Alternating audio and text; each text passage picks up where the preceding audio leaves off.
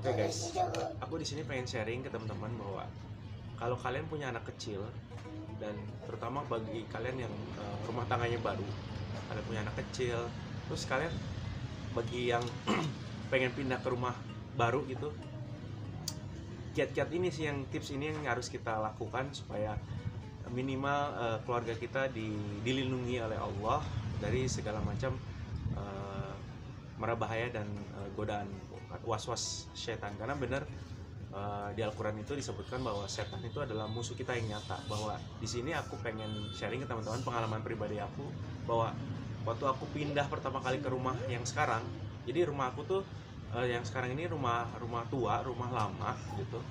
Nah, jadi karena aku kan pindah ya ke rumah yang pertama tuh, dan sekarang rumah yang kedua. Nah, rumah yang kedua ini rumah lama guys. Jadi rumah kedua ini rumah lama dan rumahnya juga tua. Dan aku bawa anak-anak sama istri aku. Dan hawanya tuh gimana sih? Dari rumah kosong tiba-tiba kita isi gitu. Nah, pengalaman pribadi aku sih, aku nggak pernah pikir yang aneh-aneh, nggak yang nanti takut ada hantu atau apa. Enggak, aku nggak terlalu fokus ke situ, meskipun memang Allah itu nyiptain jin dan manusia kan. Nah, tapi memang itu benar adanya bahwa kalau kita pindah ke rumah baru, minimal hal pertama yang harus kalian lakukan adalah satu,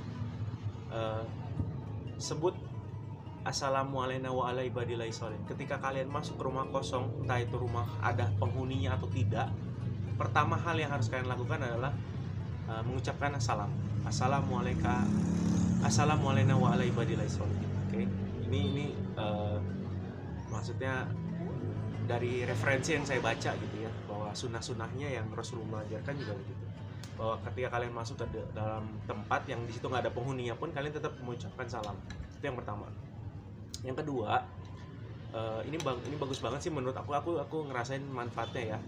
Kalau kalian masuk ke rumah baru yang kosong, benar-benar kosong, itu hal pertama yang harus kalian lakukan adalah, kalau aku sih azan. Aku suka, maksudnya gini, rumah kosong kan energinya negatif, terus kalian azan nih di dalam sudut-sudut, itu tuh kayak enak aja gitu, relax gitu. Jadi ya walaupun di dalamnya entah itu ada jinnya atau apa, yang penting kita udah mengeluarkan kalimat-kalimat sucinya Allah di rumah itu. Jadi yang kedua tuh azan. Kalian masuk rumah terus azannya nggak usah kenceng, yang penting kalian kedengeran aja gitu. Azan itu juga bisa azan. Terus aku sih suka gini, kalau misalnya masuk ke rumah gitu, itu yang kedua ya, azan. Nah, atau kalian baca doa air gitu, atau di ember atau di botol minuman itu kalian baca Al-Fatihah, Al-Ikhlas, surat Al-Falaq, An-Nas, sama ayat kursi kalian bacakan, terus kalian tiup. Nah, air yang didoakan tadi kalian bisa berapa tetes gitu taruh di kain pel. Jadi sambil hasil dari air doa itu kalian masukkan ke kain pel. Nah, pelnya itu kita pel deh di rumah tuh kelilingan. Itu sih ke aku maksudnya percaya nggak percaya ya, itu kerasa banget tuh guys. Maksudnya di aku tuh kayak energi rumah lebih adem, nggak horor, nggak, hawanya tuh nggak, enak aja gitu, nyaman gitu. Nah, pernah aku main masuk gitu ya, pengalaman aku main masuk rumah tanpa ada kita perlindungan lah sama Allah gitu ya. Itu benar loh guys. Jadi malamnya itu anakku tuh nggak bisa tidur, malamnya nangis segala macam. Aku sih pikirnya positif ya, maksudnya mungkin ini karena kecapean, karena baru pindah. Tapi enggak loh guys, setelah aku bacain doa itu tidurnya lelap gitu. Makanya benar-benar ayat Al-Quran itu sangat-sangat bermanfaat gitu ya. Itu yang kedua. Jadi yang pertama azan, yang pertama itu mengucapkan salam, yang kedua itu azan, kalian azan atau bacakan air doa sekelilingnya. Terus yang ketiga adalah ketika kalian mau tidur atau maghrib itu tetap tutup jendela kalian, pintu-pintu kalian, baca bismillah. Kalau aku sih cukup baca bismillah, itu aja. Bismillah, tutup. Itu benar banget. Karena di hadis juga, karena kalau kita maghrib itu kan waktunya setan-setan berkeliaran gitu ya. Nah, kalian wajib menutup pintu-pintu rumah atau pintu-pintu kalian, karena tahan anak-anak kalian di rumah, karena memang itu waktunya para setan atau jin berkeliaran. Nah, itu yang ketiga, tutup jendela atau pintu ketika maghrib. Nah, yang keempat, ketika kalian mau tidur, jangan lupa minimal baca ayat kursi. Aku ngalamin banget waktu awal pindah ke sini tuh. Anakku kan masih kecil ya, terus dia tuh tidur, tapi aku main tidur aja gitu, cuman biasa karena kecapean gitu ya tidur. Itu dari jam berapa ya, dari jam 11 gitu sampai jam 2 pagi gitu, hampir sejam, hampir 2 jam itu tidurnya gelisah, nangis aja, nangis panjang malam. Wah, aku pegang badannya nggak anget, normal gitu, nggak ada sakit apa-apa, semua normal, tapi ditidurin nangis, menjerit-jerit gitu guys.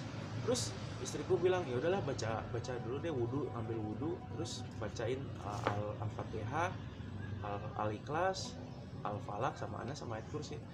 Itu bismillah ya, itu benar-benar anakku tuh yang tadinya jerit-jerit kayak orang kesurupan, benar-benar kayak kesurupan, jerit-jerit menakutkan gitu, maksudnya takut gitu, kenapa ini jerit-jeritnya kok aneh gitu, nggak diapain, itu langsung tiba-tiba tidur pules dan nggak pernah ngigo lagi gitu. Maksudnya benar-benar minimal kalian baca ayat kursi, dan itu benar-benar ayat yang agung gitu. Maksudnya aku merasakan banget gitu dari khasiat ayat kursi itu. Kalau kalian benar-benar kalian pindah ke rumah baru, kalian punya hajat, kalian mau ditolak segala bala dan energi negatif kalian dilindungi sama Allah, itu ayat kursi bagus banget. Dan itu aku kerasain sama anak-anakku. Pokoknya sebelum tidur aku bacain ayat kursi, itu tuh kayaknya ngeplong aja gitu tidurnya gitu guys. Jadi saran aku buat kalian yang kalau kalian itu rumah tangga baru, pindah ke rumah baru, ataupun kalian mau pergi ke tempat yang nggak pernah dikunjungin orang gitu, ini sepi gitu ya, kalau mau camping atau apa, jangan lupa itu minimal kalian baca ayat kursi, karena memang di situ ada keterangan bahwa isi dari ayat-ayat suci itu kan, isi dari ayat kursi itu kan isinya itu kan kebesaran Allah semuanya, jadi benar-benar juara. Oke guys, mungkin vlog saya sekian sampai di sini. Untuk sharing-sharing berikutnya nanti saya bikin lagi vlognya ya. Jangan lupa di like dan subscribe. Semoga video saya bermanfaat. Bye bye. Assalamualaikum.